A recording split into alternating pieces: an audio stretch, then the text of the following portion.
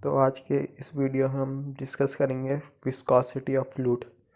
तो पहले विस्कोसिटी की डेफिनेशन देख लेते हैं। When the liquid is in motion the internal resistance offered by one layer of liquid to the adjacent layer of liquid is known as viscosity. तो हम अपनी डेफिनेशन एक एग्जांपल से समझते हैं। यहाँ पे एक फिक्स प्लेट है जिसकी वेलोसिटी 0 होगी और एक मूवेबल प्लेट है जो v वेलोसिटी से ट्रैवल कर रही है। उसके बीच में हमने एक लिक्विड रखा हुआ है।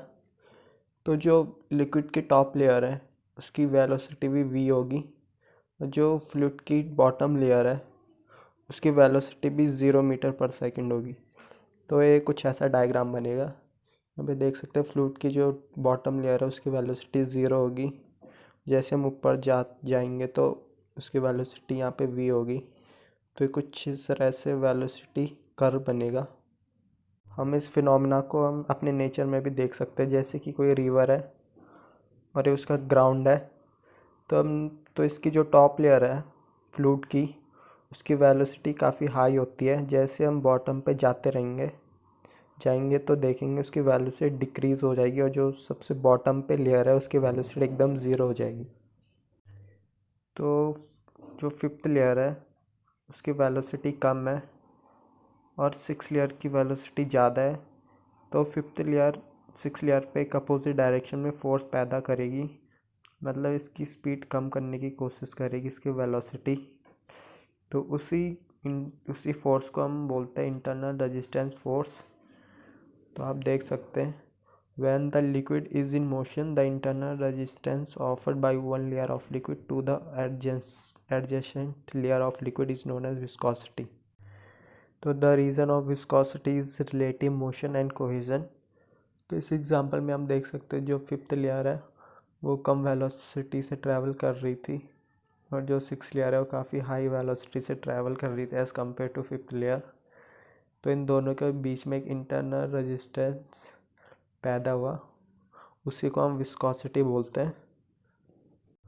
फॉर लिक्विड एट रेस्ट और relative rest the concept of viscosity not valid.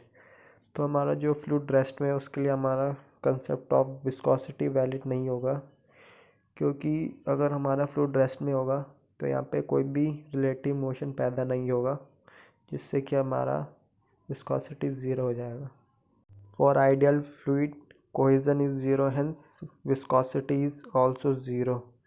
जो हमारा आइडियल फ्लूइड है उसमें कोहेजन ज़ीरो होता है, मतलब मॉलिक्यूल्स के बीच में फ्लूइड मॉलिक्यूल्स के बीच में कोई भी अट्रैक्शन नहीं होता है जिससे कि कोई भी रेजिस्टेंस पैदा नहीं होगा, इसलिए इसकी विस्कोसिटी भी ज़ीरो होती है आइडियल फ्लूइड की। तो यहाँ पे हम इस डायग्राम का एनालिसिस करते हैं। तो हम दो लेयर लेते हैं जो कि ग्राउंड से वाई डिस्टेंस पे, तो इसकी वेलोसिटी है u और यहीं से हम dy डिस्टेंस पे एक और लेयर लेते हैं जिसकी वेलोसिटी है u प्लस du। तो इस लेयर की वेलोसिटी ज़्यादा होगी क्योंकि जैसे हम बॉटम से ऊपर जाएंगे तो हमारी वेलोसिटी भी इंक्रीज़ होगी।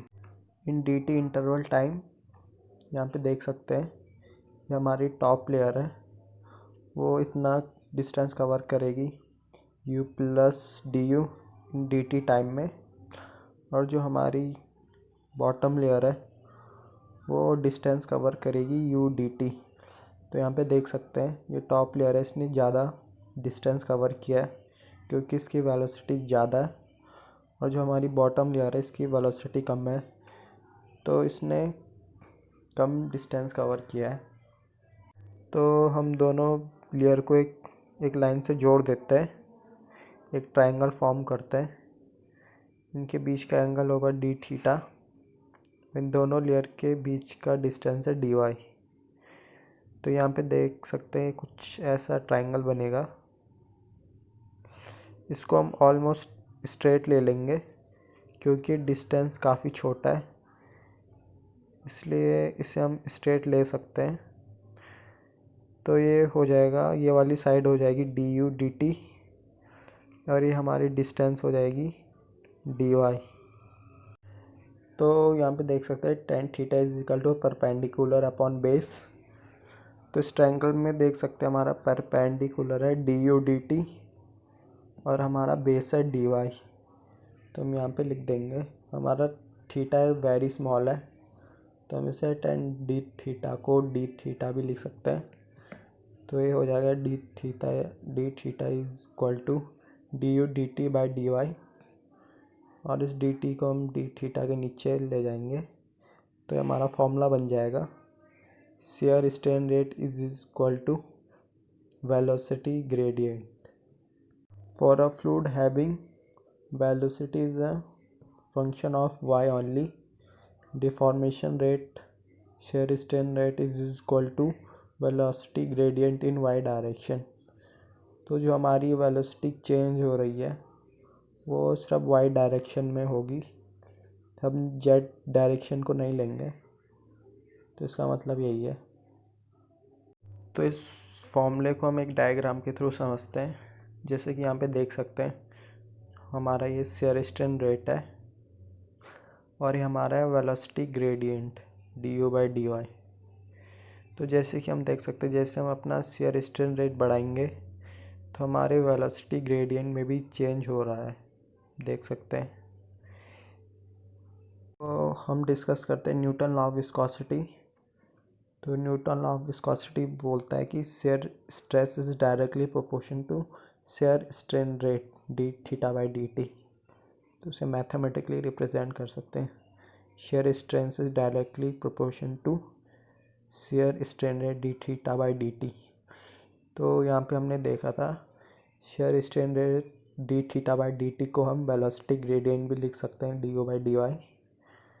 तो हमारे दूसरा फॉर्मूला है shear stress is directly proportion to velocity gradient, और इसको हम डायरेक्टली प्रोपोर्शन के साइन को हटाएंगे तो यहाँ पे एक म्यू आ जाएगा। इस म्यू को हम बोलते हैं विस्कोसिटी, ये एब्सोल्यूट विस्कोसिटी और डायनामिक विस्कोसिटी, इसके अलग अलग नाम है, देख सकते हैं विस्कोसिटी, एब्सोल्यूट विस्कोसिटी और डायनामिक विस्कोसिटी। तो ये हमारी न्यूटन लॉ ऑफ विस्कोसिटी की डेफिनेशन है। According to Newton's law of viscosity shear stress is directly proportion to the deformation rate। और इसकी दूसरी डेफिनेशन है according to Newton's law of viscosity for a fluid shear stress is directly proportion to the velocity gradient in y direction।